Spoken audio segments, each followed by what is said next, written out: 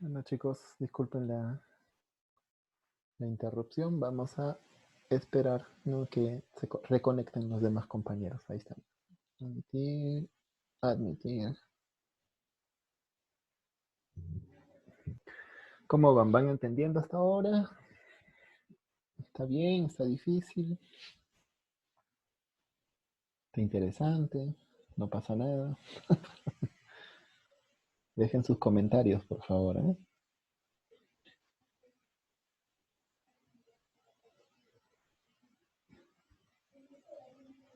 Pásenle la voz a sus compañeros para que puedan ingresar, ¿ya? Igual ya, ¿no?, estamos con los 40 minutos, ¿no?, de límite. Aunque sí lo hacemos, porque ya nos queda justo 40 minutos de clase. Muy bien. Pasen la voz a los demás, conéctense. Daisy, ¿quién más falta? Jennifer, esto, Paola. Y hasta ahora me queda la duda. ¿Quién es Galaxy? Galaxy J. A ver, vamos a poner chatear, a ver. Dime tu nombre.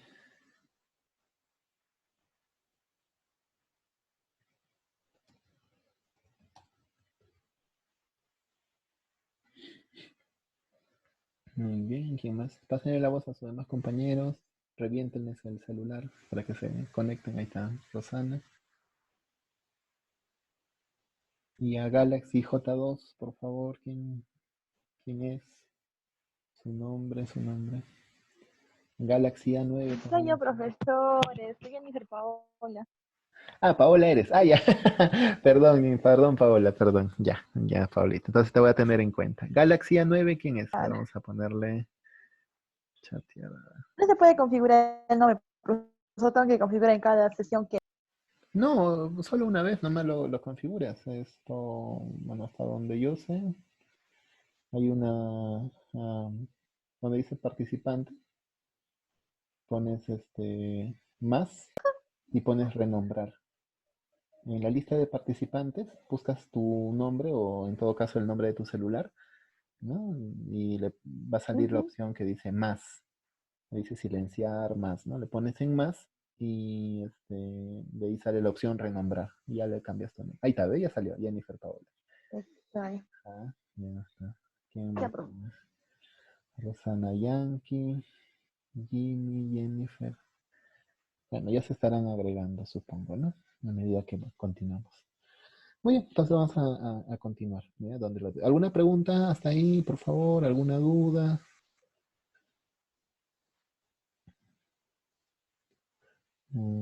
El día está un poquito triste, ¿no? De repente por eso están calladitos. Ya, vamos a compartir la pantalla. Compartir pantalla con este de aquí. Compartir. Ya está. Muy bien. Entonces estábamos en habilidades básicas, antes de empezar una consulta, ya vimos esto, la relación terapéutica y el setting, ¿no? Explicar lo que vamos a hacer y lo que no vamos a hacer. Y entonces al niño le vamos a decir, no, nosotros no ponemos vacunas, no ponemos inyección, que son buenas las vacunas, sí, duelen, pero hay que ponerlas, ¿no? Pero no hacemos eso, no recetamos medicamentos. Y la práctica privada también ha pasado eso, ¿no? Que muchos, recuerdo un casito, ¿no? De personas de la tercera edad, ¿no? Seguro les habrían recomendado, vaya a un psicólogo para que les recete, ¿no? Una pastilla para dormir. Y bueno, ¿no? La persona realizó toda la sesión de relajación, todo, y al final me dice, disculpe, ¿no me va a recetar? No, le digo, yo no soy médico, no puedo recetar. Ah, me habían dicho que usted recetaba, me dice. Ah, que los psicólogos recetábamos. Sí, me dicen. No, le digo, no, disculpe. Sí, sí le han explicado mal, pero no es así, ¿no? Siempre trate de preguntar antes, ¿no? De sacar la cita. Pero lo que le he enseñado le puede servir. Si gusta, igual le saco una cita con un médico, un especialista, y un psiquiatra. En fin, hay que explicarles, ¿no? También recuerdo una vez, justo en esta época que llegaban los venezolanos, ¿no? un señor, bueno, un joven señor, ¿no? 30 años en promedio, todo prepotente, ¿no? Que quería su atención y que quería ya su atención y acompañaba pues le acompañaba un joven, ¿no? Se le veía totalmente dopado, ¿no? Como si estuviera pues en otro mundo, ¿no? De qué está pasando. Entonces, yo normalmente prefiero hacer el primer contacto con la persona con el nombre, ¿no? Que tengo en la historia clínica, ¿no? Obviamente, quiero saber quién es. Entonces salgo y pregunto por X, ¿no? El nombre X. Y él se levanta, ¿no? Este señor prepotente se levanta y me dice, un ratito me dice así, sí, disculpe, pero usted es el señor, no, no soy, me dice, es él, me dice, ¿no? Ah, ya, pues tengo que atenderle a él, no, pero tiene que hablar conmigo primero, ¿no? Entonces, digo, a ver, disculpe, le digo, ¿no? ¿Cómo es la atención para quién es? Le digo, pero si no pasen los dos. No, me dice, o sea, ¿usted me va a atender o no? Me dice, no, le digo, porque la persona de la atención es no, es la persona con nombre tal, ¿no? Usted puede acompañarle si gusta, ¿no? Y me explica, y, ¿no? Y, y como le veía tan así, desbordado, dije, no, bueno, acá va a pasar también algo de repente que no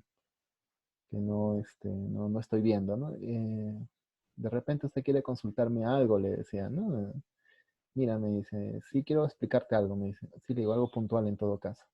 Sí, ya, listo. Entonces le atendí y me explicó, pues, ¿no? Que traía a su hermano, él era su hermano, que lo traía para que lo internen, ¿no? Porque se dedicaba netamente al consumo, y esto venía desde Venezuela, en fin, ¿no? No, le di algunas opciones, le dije que yo no hacía internamiento, se sorprendió porque decía, ¿no? Que raro que en mi país, bueno, le digo, así será, ¿no? Pero aquí en la parte privada no hay internamiento, salvo que vayas a estos lugares, le decía, ¿no? Entonces bueno, se le devolvió su dinero porque no se atendió a la otra persona porque tampoco venía con la intención, ¿no? No rige a nivel global. Muy buena pregunta, Jimmy. ¿Por qué los psicólogos no pueden recetar? Es una cuestión más de las regiones de Latinoamérica, los países de Latinoamérica, donde el médico es visto como una eminencia, por lo tanto, él maneja todo el tema de los medicamentos, ¿no? Y lamentablemente ninguna universidad ha luchado por tener cursos de farmacología, ¿no? Dentro de su plana, que, digamos, sustenten, ¿no? La capacidad que se está formando. Creo que ustedes sí han tenido, me parece, un curso, creo que ahora sí ya las universidades tienen, en mis tiempos no era así, ¿no? Ajá, ahí está la música, muy bien, ¿de quién es? De Lady. Tan, taran, tan. Entonces, lo que pasa es que los médicos tienen aquí en el Perú pues un dominio, un estatus que no quieren perderlo por nada del mundo, ¿no? Entonces, entre ellos está el tema de las funciones. Habrán visto que recientemente en las noticias, antes que hubiera lo del aislamiento, se pelearon enfermeros obstetras, ¿no? Porque decían las obstetras, asumiendo funciones, ¿no? de las enfermeras, en fin, que en realidad deberían ser funciones nuestras, ¿no? Que son las de este, el área adolescente, me parece que era. Lady, apaga tu música. Ya, gracias. Entonces, sí, llevamos ya curso de medicamento, pero hasta ahora, nuestro representante, el Colegio de Psicólogos, no ha luchado o no está luchando para que nosotros podamos recetar. Segundo, los médicos tienen un tema de poder, ¿no? Entonces no están dispuestos a soltar el tema de los medicamentos con los psicólogos, porque en realidad sí tendríamos que hacerlo porque somos los que llegamos más lejos, ¿no? Que los médicos. Y tercero, ¿no? Es un tema que tiene que debatirse en el Congreso de la República. Porque para que un profesional pueda hacer una labor, todo esto está en el perfil de la ley del psicólogo, del trabajo del psicólogo. Creo que les hice sacar copia, ¿no? Entonces, lamentablemente, Mi batería está abajo.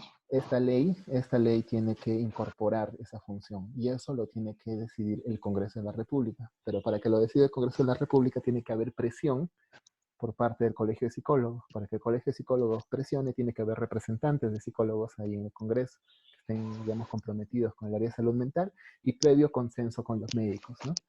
Porque los médicos van a querer, pues, ¿no? De que solo se recete ciertas cositas no, en fin, tiene que haber un debate de por medio.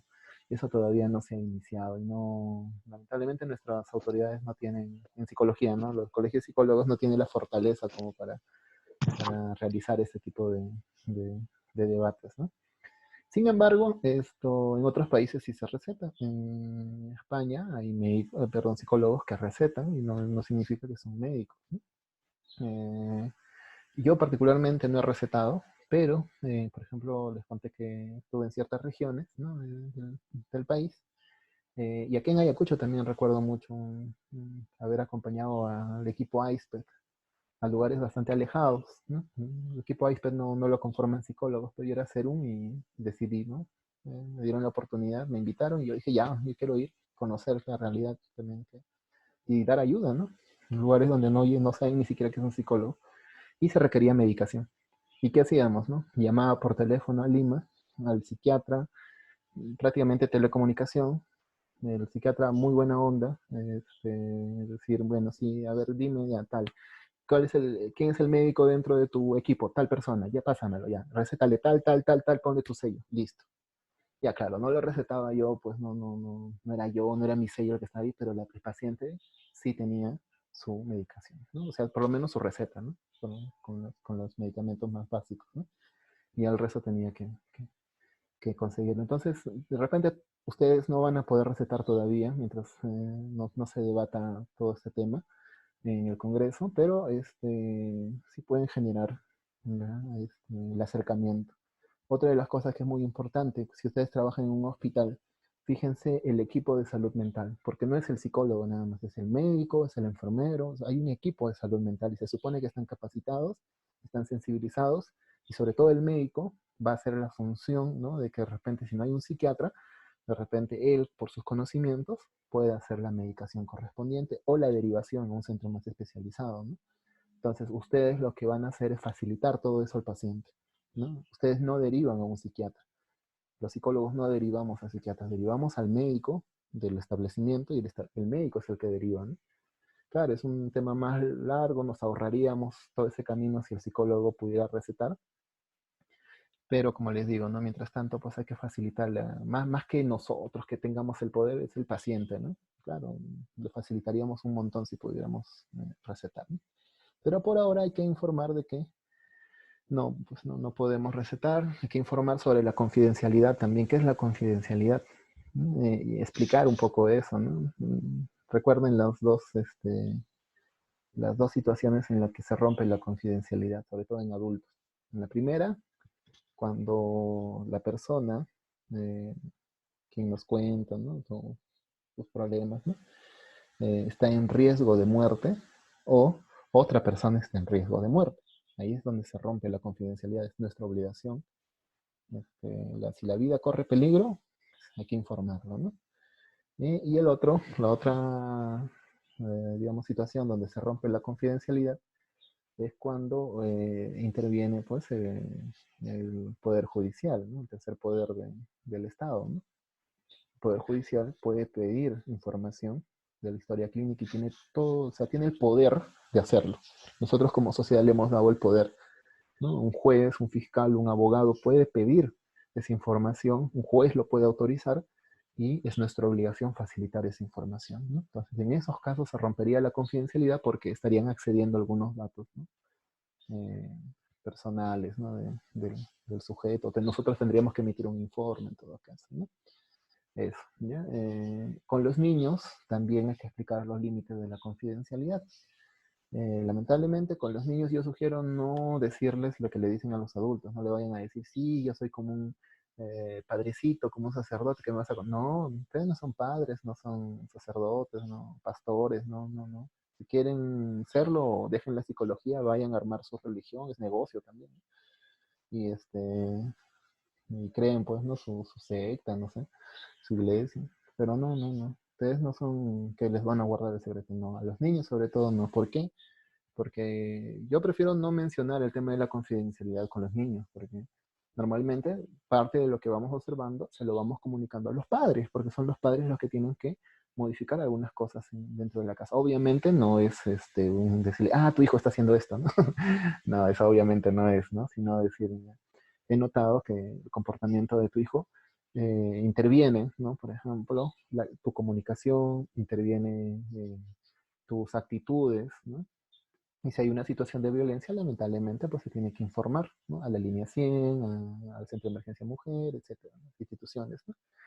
Obviamente informándole también, ¿no? Al padre de que hay una situación de violencia y que él, obviamente, tiene que, padre o madre, tiene que asumirlo, ¿no? Que eso es delito, lamentablemente, ¿no? Como decir, ¿no? Tú ves una persona robando, es delito. Que tú no digas nada es otra cosa, pero eso sigue siendo un delito, ¿no? En nuestro caso, en nuestro rol, sí, pues es nuestra obligación, ¿no? Pero obviamente hay que sensibilizar un poco también, ¿no? Las personas. Por ejemplo, no, a veces uno piensa que una denuncia por violencia implica cárcel, ¿no? Tanto uno bien metido eso, ¿no? Pero en realidad no, sobre todo en la violencia de padres a hijos, ¿no? Se busca, también en adolescentes, Jennifer, Paula. Sí, también en adolescentes, sobre todo más en adolescentes, porque ellos saben muy bien el tema de la confidencialidad, ¿no? Ellos consideran, ¿no? De que obviamente las cosas que cuentan deben ser privadas. Ahora, aquí sí hay que tener un poco de tino, ¿no? Porque lo que se le va a contar a los papás es referido al problema. Por ejemplo, si el adolescente te va a comentar cosas muy íntimas, por ejemplo, no sé, ¿no? Me gusta la chica tal, el chico tal, ¿no? Y no tiene nada que ver con el problema de, ¿no? Entonces, no amerita, ¿no? Estar informando a los padres de eso, ¿no? Es más bien un proceso que bonito, ¿no? Que esté viviendo eso, le deseamos, ¿no? Que tenga una buena vivencia, le damos pautas, más bien, ¿no? Y lo único que podemos sugerir es que antes, ¿no? Le decimos así al adolescente, mira, yo de todas maneras tengo que conversar con tu papá después de nuestra reunión. Y antes de conversar con tu papá, yo quiero decirte lo que le voy a informar, ¿no? Y eso no es negociable. Eso no es que no le digas, no, yo te voy a informar. Y para darle la opción siguiente, ¿deseas estar presente cuando bueno, le voy a dar los consejos a tu papá? ¿O prefieres que le dé de manera privada, ¿no? Y una vez que yo hago eso, o sea, siempre a los adolescentes les digo, ¿no? Esto, la mayoría siempre me ha dicho, sí, mejor diles tú nada más, ¿no? O sea, no quieren escucharlo, ¿no? ¿Por qué? Porque saben que no es un tema de que se va a develar pues, cosas muy íntimas, sino pautas directas, ¿no? Por ejemplo, al menos de lo que me ha contado un adolescente, veo que la respuesta de la mamá es, para el adolescente, ¿no? Es muy excesiva, la defensiva, ¿no? Es poco justa, ¿no? Entonces, obviamente, lo que le voy a recomendar a la mamá es que antes de responder, ¿no? La mamá salga del ambiente o respire o no diga nada por unos segundos y después luego le pregunte al adolescente, le diga, a ver, explícame de nuevo o no es la manera de responderme. Eso es lo que va a pasar, le digo, ¿no? Entonces, eso es lo que yo le voy a pedir a tu mamá que haga, ¿no? La información uno. ¿Qué más le voy a decir? Tal cosa, tal cosa, tal cosa. ¿Estás de acuerdo? ¿No? O sea, ¿quieres estar presente? ¿Prefieres que lo haga de manera privada? Esa es la única opción que yo les doy, ¿no? Entonces, bueno, esa sería mi recomendación. Entonces, volviendo al tema de la confidencialidad, ¿no? Hay que tratar todo lo posible de explicar con palabras más sencillas, ¿ya? Luego, hay que establecer la metodología en el sentido de que hay que informar, ¿no? ¿Qué es lo que vamos a hacer? Como estamos en esta etapa todavía de evaluación y diagnóstico, quizá en esa sesión fue suficiente. Entonces dices, no, bueno, hoy día con lo que me han contado he recogido, creo que puedo ya ir aplicando este tipo de trabajo, ¿no? Entonces le dices a las familiares, no voy a hacer esto hoy día. Y sí, lo más probable es que las evaluaciones tomen 2 sesiones, especialmente con niños y adolescentes. Con adultos, es más rápido en la primera sesión. Entonces, la primera sesión es recoger la información, el motivo de consulta, hacer toda la entrevista, de repente aplicar algún instrumento, generalmente proyectivos que son más rápidos, y llegar al diagnóstico. Y llegamos al diagnóstico y le decimos, no, esto es lo que vamos a realizar, la metodología, ¿no? trabajo yo de este modo, hago esto, mis sesiones cuestan tanto, son 2 veces a la semana, 1 vez a la semana, etcétera, ¿no? Cuando son evaluaciones que requieren más tiempo, les explicamos también eso, ¿no? Al inicio nomás, por ejemplo, un joven venía porque su abogado le había dicho, ¿no? Anda un psicólogo, como te han acusado por un tema de robo, que te evalúe, ¿no? Me hace una evaluación completa, integral. Viene, me consultan, me dice, no quiero que me haga eso. Le digo, bueno, yo te voy a evaluar desde el lado clínico, le explico, ¿no? No soy forense, o sea, yo no voy a, en mi evaluación no va a salir si el señor cometió robo o no lo cometió, eso no va a salir, porque yo no veo ese tema, ¿no? Eso se lo hace un perito. Pero lo que yo sí puedo evaluar son tus características de personalidad, ¿no? Este, puedo evaluar también tus habilidades cognitivas, en fin, ¿no? Le explico todas las áreas que vamos a evaluar, que nos interesa para relacionado un poco a su caso. ¿Estás de acuerdo? Empezamos. Sí, ya, genial. Nos va a tomar 3 sesiones, 2 sesiones, ¿no? Y luego de eso yo voy a elaborar un informe. Si es, por ejemplo, la práctica, estamos en una clínica privada, seguro el informe va a costar, ¿no? Si es estatal, también cuesta, pero un poco menos, no sé, ¿no? Entonces le indicamos todo eso. Y si yo veo alguna alteración o trastorno, ¿no? Como le llamamos, ¿no? Trastorno mental, te voy a sugerir, en la última sesión, cuando yo te entrego el informe, te voy a sugerir las pautas que necesitas, o sea, el tipo de sesiones que necesitarías para trabajar ese problema, ¿no? Entonces, eso mira, desde un inicio. No hemos comenzado ni siquiera la entrevista, ya le estoy planteando, de acuerdo a su motivo de consulta, el encuadre, ¿no? Lo que, más o menos, la figura que vamos a trabajar. La persona tiene toda la libertad de decir, estoy de acuerdo o no estoy de acuerdo, devuélvame mi plata, ¿no? Entonces, no hay ningún problema con eso. Entonces, en la forma del tratamiento también, ¿no? Si ustedes manejan un tratamiento basado de repente en prácticas vivenciales, ¿no? Qué sé yo, ¿no? En psicología gestal, en sexología vacía, es bueno explicarles también, ¿no? Mi metodología, mi terapia la hago de este modo, ¿no? Te pido que cierres los ojos, que respires, que cuentes, ¿no? Por ejemplo, algunas preguntas te voy a hacer, que te conectes con eso, yo ya te voy a ir guiando, ¿no? Te voy explicando. Más o menos también se va haciendo una idea, ¿no? Ah, ya me va a pedir que cierres los ojos, que respire, que hable de mis pensamientos, ya está. O también la metodología cognitiva conductual. Yo te voy a pedir que hagas, por ejemplo, registros de tus pensamientos, o sea, que unas hojitas como diario vas a escribir tus pensamientos cada sesión, ¿no? Yo te voy a explicar cómo. Durante las entrevistas vamos a hacer una conversación muy particular, yo te voy a estar preguntando y a veces te voy a cuestionar, ¿no? Te voy a cuestionar algunas ideas que tú tienes, ¿no? Porque nosotros creemos que estas ideas influyen en tu comportamiento, ¿no? También te voy a presentar algunos casos para que los analices, te voy a pedir que me cuentes de las últimas cosas que te han pasado, ¿no? Y en algunos casos vamos a hacer unos ejercicios por ejemplo, conductuales o en grupo, vamos a trabajar, ¿no? O sea, todo eso es parte de la metodología, ¿no? Y obviamente hay que establecer pues los honorarios, ¿no? Ya eso ya depende de cada uno de ustedes. Estoy seguro que al principio de repente quienes tienen su corazoncito social van a querer cobrar pues bastante baratito. Se van a dar cuenta que es un trabajo, no es, y cobrar, recuerden que de eso van a vivir, ¿no? Entonces, yo particularmente considero un monto en la actualidad, ¿no? Mínimo de 30 soles de cobro, mínimo, y eso.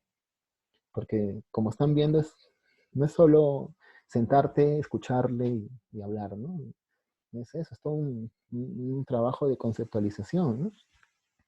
Ahora, si solo quieren jugar, ¿no? A ser psicólogos, a hacer psicología, obviamente, mejor no cobren, ¿no? Háganlo gratis, cosa que aprenden, ¿no? De manera voluntaria y van aprendiendo, ¿no? Pero hay quienes sí, pues obviamente se aprovechan, ¿no? Del título y en vez de ofrecer un servicio, digamos, de calidad, ¿no? Lo que se ofrece más es charlatanería, ¿no? Mm. A ver, el cliente tiene todo el derecho de abandonar la terapia o procedimiento. Sí, tiene el derecho de hacerlo, pero el psicólogo no, porque podría provocar un daño. Muy buena, ¿no? En el caso del psicólogo, solo hay una situación en la que obviamente el psicólogo no abandona la terapia, por así decirlo, sino deriva, ¿no? Y es cuando descubre que de repente el tipo de problemas que tiene la persona puede ser por un tema de capacidad, el psicólogo todavía no ha desarrollado las habilidades o la psicóloga no ha desarrollado las habilidades para trabajar ese problema, y conoce de otra persona que sí lo puede trabajar mejor, se le explica eso al paciente y obviamente esto, digamos, se hace el proceso de derivación en caso que sea necesario, ¿no? Por ejemplo, generalmente los psicólogos serum nos derivan casitos un poquito fuertes. Por ejemplo, una persona con trastorno obsesivo compulsivo, el psicólogo serum de repente no tiene la formación terapéutica y dice, no, no puedo, ¿no? Entonces necesita esta ayuda. Y mientras más pronto haga la derivación, mejor, ¿no? Para que la otra persona inicie el tratamiento ya con el psicólogo especialista, ¿no? El terapeuta. Pero en el caso, ¿no? de ya haber avanzado, la segunda situación donde uno abandona la terapia, ¿no? Es cuando también se ha involucrado, cuando ha hecho contratransferencia, ¿no? Cuando se ha involucrado y ha hecho contratransferencia, esto afecta, obviamente, la relación terapéutica, ¿no? Normalmente yo recomiendo que aparezca un tercer psicólogo. Esto pocas veces me ha pasado, sí, solo en una ocasión he pedido. Cuando yo hice mi internado, esto, tuve una situación en la que de verdad me pareció muy difícil manejar el caso, porque tenía a cargo un adolescente consumidor de drogas que vivía en la calle, y al principio habíamos hecho una buena relación, ¿no? Y probablemente le había hecho transferencia y yo creí que, perdón, transferencia y yo creí que estaba manejándolo.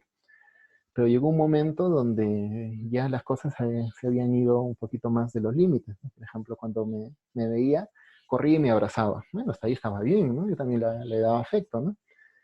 Pero a veces me abrazaba y ya yo sentía como que con otra intención, ¿no? Entonces, sabemos que los chicos que han estado en calle han estado expuestos, ¿no? A diversas situaciones. Bueno, dije, ¿no? Bueno, vamos a dejarlo ahí. Y en otras ocasiones ya también me decía palabras muy agresivas, ¿no? Y la última que recuerdo que fue lo que desencadenó un poco mi preocupación fue cuando ya nos íbamos a despedir y me agarró la mano con tanta fuerza como queriéndome hacer daño, ¿no? Obviamente también le tuve que poner, decirle, ¿no? Su nombre, por ejemplo, X, ¿no? X alto, ¿no? Entonces, ya un poquito ahí la cosa se movió. Entonces pedí a la persona, la psicóloga, ¿no? Que era la encargada del internado, pues que le comenté el caso, ¿no? Y nos reunimos los tres, ¿no? Nos reunimos los tres, obviamente la psicóloga se acercó, dijo, esta vez vamos a hacer una sesión. Estaba muy preocupado él, pidió disculpas, todo, ya sabía que era por ese motivo. Obviamente nosotros no lo trabajamos con el tema de culpa, ¿no? Sino porque queríamos entender.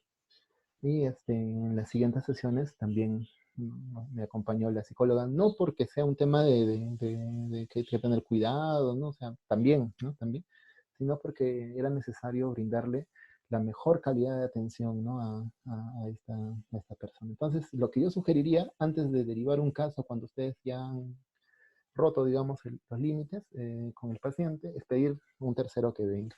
Si estás en la práctica privada, eso va a significar pagarle a tu compañero psicólogo para que venga, que ya tiene experiencia y bueno, ¿no? Trabaje contigo y con tu paciente, ¿no? Unas cuantas sesiones y de repente tú también fuera del ambiente ya trabajes, ¿no? La parte psicológica, ¿no? Eh, Ahora, ¿cuál pasa si el cliente viene intoxicado a la terapia? O una intoxicación es una condición médica. Primero, desintoxicación, sea cual sea por envenenamiento, sea por consumo de drogas, etcétera, ¿no? Lo primero es la desintoxicación. O sea, no va a venir una persona intoxicada por consumo de sustancias pues que le quitan la vida, ¿no? Como por ejemplo venenos. Y ustedes van a querer hacer psicología o terapia, ¿no? No, pues si viene intoxicada con alcohol, con algún tipo de sustancia o droga, primero se atiende eso, ¿no? Sí, le podemos estar acompañando, claro, ¿no? Recuerden que es un equipo, ¿no? Es un servicio de salud, es un equipo. Si ustedes están en la práctica particular o privada, yo aconsejo que en la práctica particular o privada, sobre todo si están solitos, no tienen ni un enfermero ni un técnico al costado, pues lo primero que soliciten es que yo te voy a atender genial todo, ¿no? Acá está separada tu sesión, pero primero, ¿no? Que te midan, que te tomen tus signos vitales y sobre todo, ¿no? Que evalúen tu condición médica, ¿no? Si estás bien para conversar. Yo estoy bien, psicólogo. Muy genial, ¿no? No hay problema, pero primero yo solicito esto, ¿no? Ujú. Entonces eso, ¿ya? Y la última parte del encuadre, obviamente, ya con todo lo que les he explicado, así como ahorita yo les pregunto, ¿no? ¿Cuáles son sus dudas? ¿Cuáles son sus preguntas? Entonces, lo mismo, ¿no? También hacemos con el paciente, ¿no? Escuchamos sus dudas y las aclaramos, ¿no?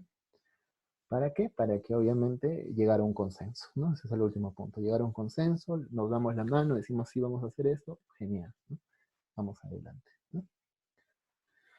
Bueno, preguntas hasta ahí, ninguna, nos queda 10 minutos ya para terminar la clase, sí pues, 5 o 6 minutos, vamos a terminar con este ejemplo, así rapidito ustedes me dicen, ¿no? ¿En qué está fallando o qué cosa está pasando, ¿ya?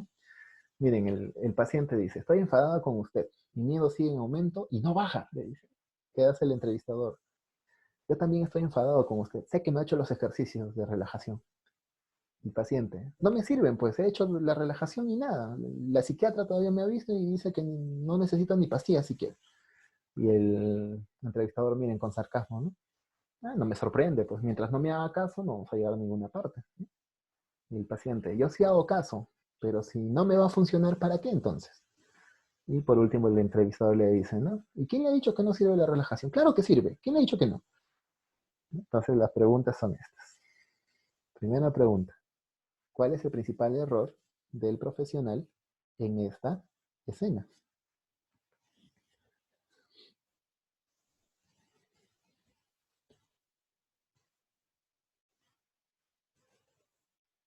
Ahí está.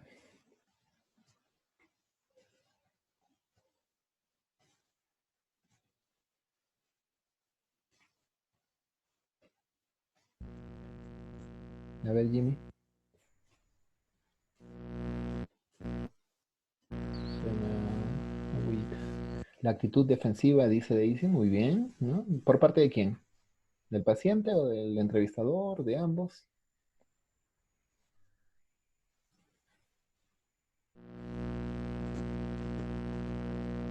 Algo pasa, Jimmy, no se escucha tu audio. Del entrevistador. Muy bien, Daisy dice la actitud defensiva del entrevistador. Muy bien, ¿qué más? ¿Qué más opina? ¿Cuál, qué error importante está cometiendo ahí, ¿no?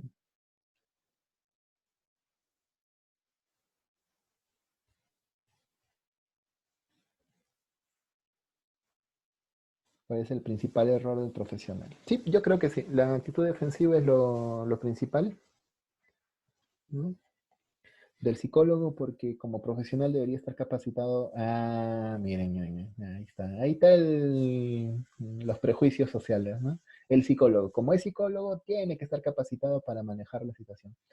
Aunque no lo crean, esas escenas pueden suceder y suceden más de lo que uno quisiera, ¿no? Les pueden pasar a ustedes también, por eso les estoy poniendo, ¿no? O sea, cuando te das cuenta ya estás ya, como dice Daisy, en una actitud defensiva. Y no porque el error sea que como profesional tiene que manejar esa situación, ¿no? Sino que como de repente parte del proceso del que hemos hablado, del encuadre, la pregunta es, por ejemplo, ¿está captando el psicólogo el motivo de consulta? ¿Está entendiendo, está escuchando? ¿No? Por ejemplo, esta pregunta nos va a ayudar. Eh, mm, ¿Cuáles son las expectativas del paciente? ¿Qué es lo que espera el paciente?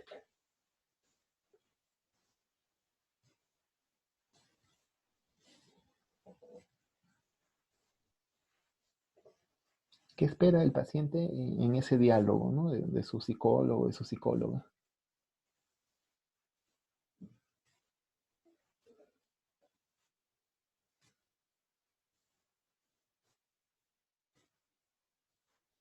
Ya.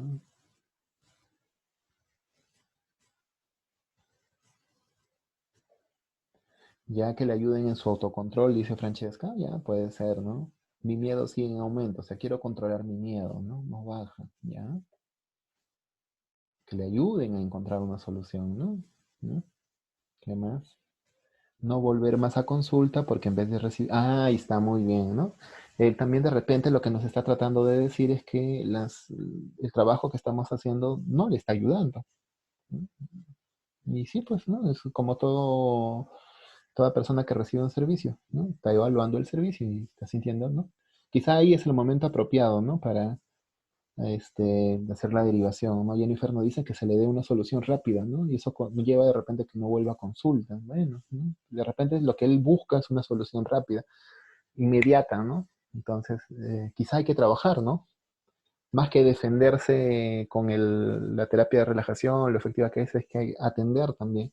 Claro, ¿no? Si es que tiene miedo, temor, ¿no? Seguro que, y su miedo va en aumento, seguro sufre de un trastorno de ansiedad y obviamente por sus características tiende, ¿no? A ser muy exigente, ¿no? Bueno, el profesional que interviene, que pretende con sus intervenciones, claro, defender su terapia de relajación, ¿no? Ahora, ¿cuál es el motivo de consulta? ¿Está claro en esa conversación?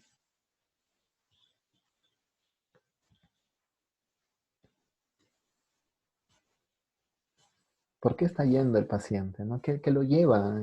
Porque por último, si de verdad sería de que ya abandonó toda esperanza, hubiera dicho, ¿para qué voy a ir? ¿No? No voy simplemente y no hubiera ido a la consulta. Pero él aún así está yendo, ¿no?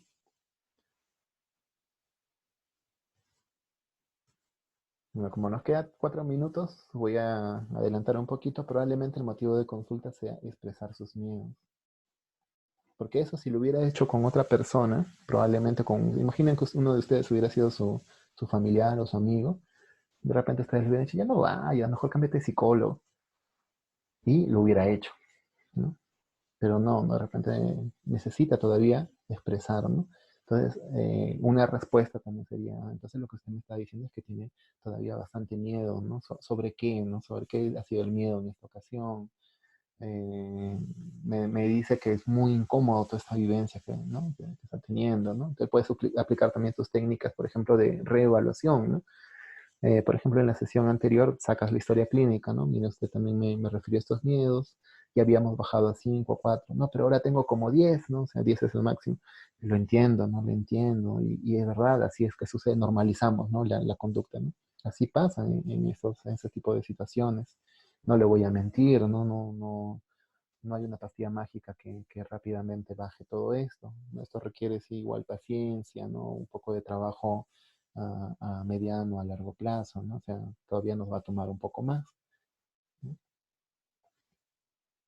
Muchos pacientes van a terapia para realizar catarsis. Claro, ya habíamos hablado la vez anterior que la catarsis, claro, puede ser muy buena, pero uno tiene, Rafael, te invito a ver los videos de YouTube, ya están en el grupo, que te lo pasen. Las catarsis, el problema es que si uno no puntualiza que sí, es verdad, te vas a sentir bien hablando de tus problemas, pero eso no resuelve el problema. Si no puntualizamos en esto, la persona se va a ir con una falsa creencia de lo que es la terapia, ¿no? ¿Mm? Entonces, aquí el motivo de consulta parece ser expresar sus miedos y que una persona también le ayude, ¿no? A procesarlos. Obviamente el psicólogo no ha estado, de nada, Rafael, no ha estado de repente atento al motivo de consulta y más, ¿no? Se ha sentido mm, cuestionado, ¿no? En su trabajo. La persona tiene todo derecho a cuestionar nuestro trabajo. ¿Cómo sería una intervención empática? ¿No? Que mejore, ¿no? El clima de la entrevista, ¿no? ¿Cómo sería? Porque aquí la persona, el psicólogo no se está poniendo en los zapatos de la persona, ¿no? Mira que ha ido hasta el psiquiatra, le ha pedido las pastillas, y el psiquiatra le ha dicho, no, tú no ameritas una pastilla. Y probablemente no le ha explicado de repente bien, o sí lo ha hecho y no ha entendido a la persona, ¿no? ¿Por qué no necesita pastillas? De repente también es un momento para explicárselo, ¿no? Muy bien, acá teníamos otro casito que pasa mucho también, ¿no? La mamá le trae a X porque es un malcriado, señorita, no hace nada, le mando y nada, le grito y nada, y a veces llora, ay, le pego, ¿no? Y nada tampoco. Y la psicóloga le dice al niño, ¿no? X, ¿es cierto eso? Mira que tu mamá está preocupada. El niño hace así con la cabeza y se pone triste, ¿no? La mamá dice, pienso que su comportamiento no es normal. Mi suegra dice, llévalo al psicólogo, este niño te está dominando. La psicóloga, y por eso le ha traído aquí, ¿no? Ok, no se preocupe, le vamos a tratar con una terapia efectiva. Yo he aprendido en la UDAF la terapia cognitiva conductual, no se preocupe, pero tiene que venir cuando yo le diga, si no, no va a funcionar nada con él. Lo mismo, ¿no? Fíjense que la psicóloga no está atendiendo el motivo de consulta, ¿no? Ya está dando un diagnóstico que sí que probablemente es un malcriado, el problema es de comportamiento, ¿no? Pero no hay que caer en eso, hay que hacer, como le digo, ¿no? La evaluación también con el niño, no hay que anticipar las cosas, ¿no? Bueno, ya se nos acaba el tiempo, chicos. Yo les agradezco nuevamente, ¿no? El- la, la, la atención. Este casito lo vamos a revisar, ¿ya? Va a estar colgado igual, lo